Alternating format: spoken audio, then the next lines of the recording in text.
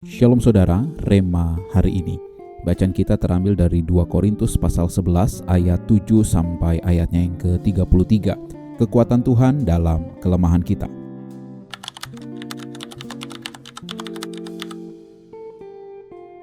Pernahkah kita membayangkan jika rahasia terbesar dari sebuah kemenangan yang sejati justru terletak pada saat kita merasa ada di titik paling tidak berdaya dalam hidup kita?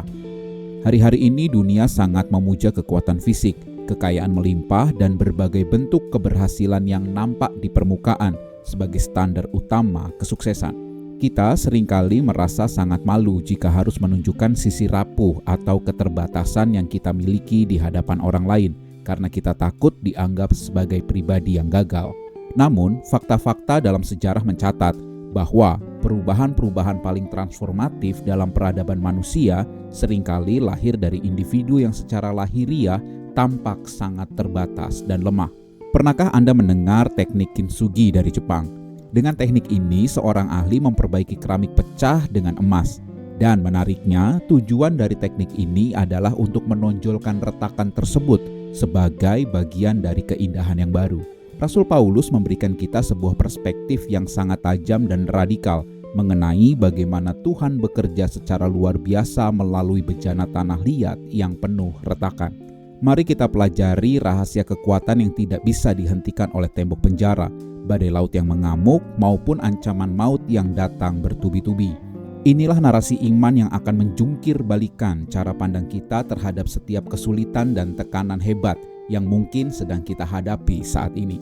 Ayat utama kita terambil dari 2 Korintus 11 ayat yang ke-30. Firman Tuhan berkata demikian, "Jika aku harus bermegah, maka aku akan bermegah atas kelemahanku."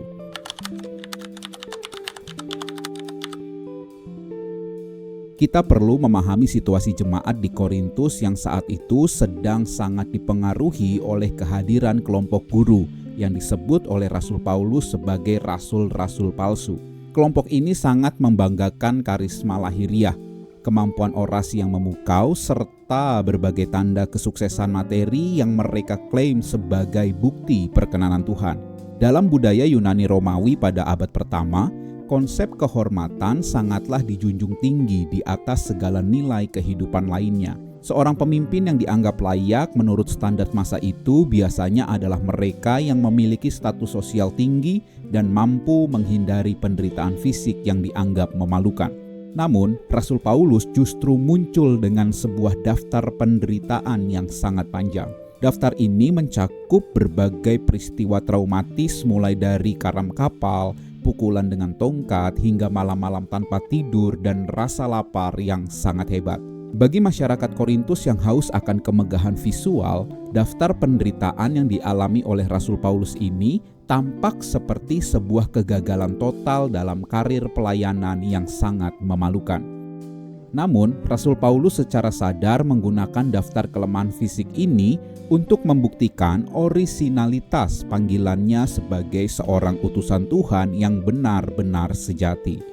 Paulus juga seringkali menolak bantuan dana dari jemaat Korintus agar ia tidak terikat oleh hutang budi yang bisa membatasi kemurnian pesannya. Kesetiaan Rasul Paulus untuk tetap bertahan dalam tugas yang tampak mustahil secara fisik ini membuktikan bahwa ada sumber energi supranatural yang terus menopang kehidupannya. Konteks ini mengajarkan kepada kita bahwa tanda utama seorang hamba Tuhan sejati bukanlah ketiadaan masalah, melainkan kehadiran perlindungan ilahi di tengah tekanan badai. Penderitaan yang dialami Paulus bukanlah tanda bahwa ia ditinggalkan Tuhan, melainkan sebuah bukti bahwa ia sedang membawa dampak yang sangat besar bagi kerajaan sorga.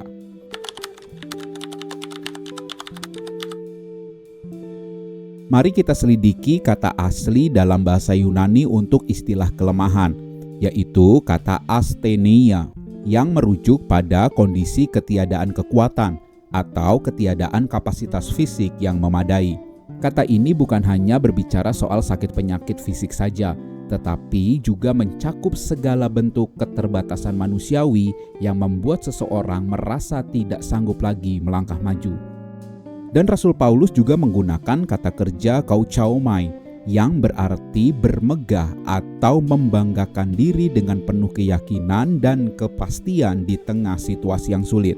Secara gramatikal, Paulus sengaja menghubungkan kebanggaan dengan kelemahan yang merupakan sebuah kontradiksi yang sangat tajam dan tidak masuk akal bagi logika manusia duniawi pada saat itu. Tuhan Yesus sendiri menyatakan dalam paralel teks ini bahwa dinamis atau kuasanya yang dahsyat justru menjadi sempurna atau mencapai tujuannya di dalam kelemahan manusia. Penggunaan bentuk pasif dalam teks asli menunjukkan bahwa kekuatan tersebut bukanlah sesuatu yang kita usahakan sendiri, melainkan sesuatu yang diinfus langsung oleh Roh Kudus. Integrasi gramatika ini menyingkapkan bahwa kelemahan kita sebenarnya adalah sebuah ruang kosong yang sengaja disediakan agar kemuliaan Tuhan bisa bersinar dengan sangat terang di sana.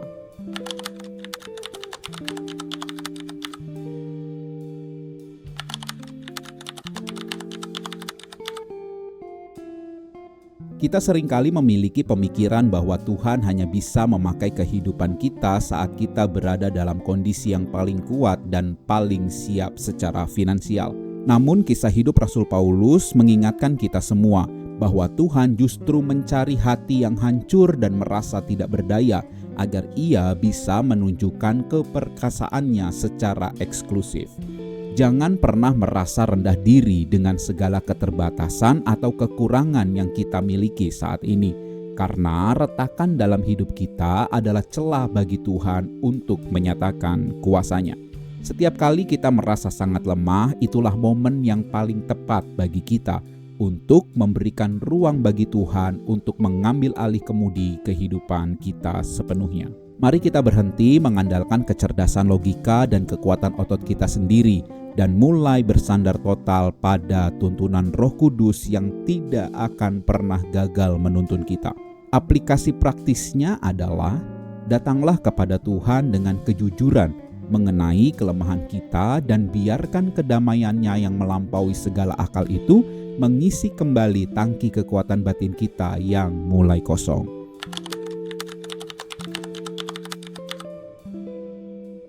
Kesaksian hidup yang paling berbobot bagi lingkungan sekitar bukanlah soal seberapa banyak harta atau berkat materi yang berhasil kita kumpulkan selama hidup di dunia.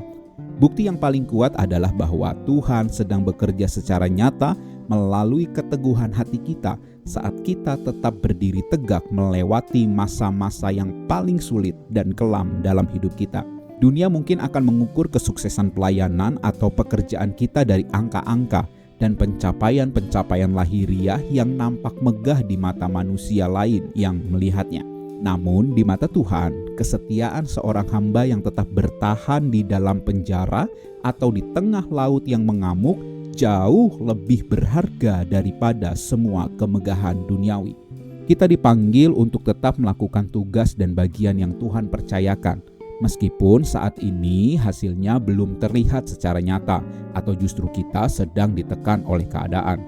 Implementasi nyata dari pelajaran ini adalah tetaplah melayani dan tetaplah memberi dampak positif bagi orang lain, meskipun hati kita sendiri mungkin sedang merasa terluka atau lelah.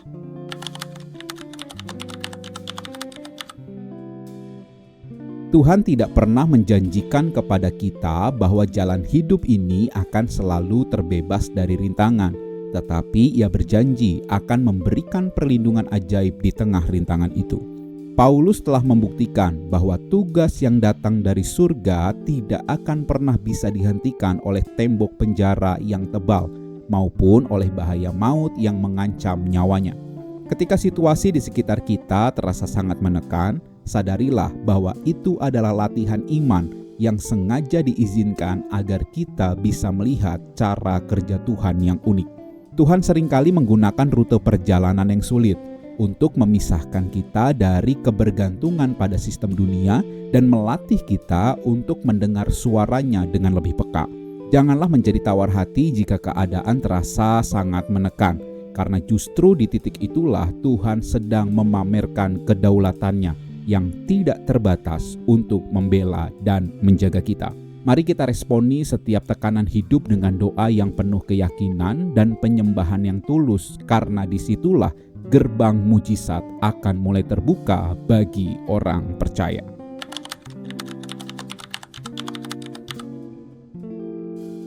Setiap perjuangan, tetesan keringat dan air mata yang kita keluarkan dalam menjalankan tugas ilahi adalah stempel otentik bahwa kita benar-benar adalah milik Tuhan yang sah.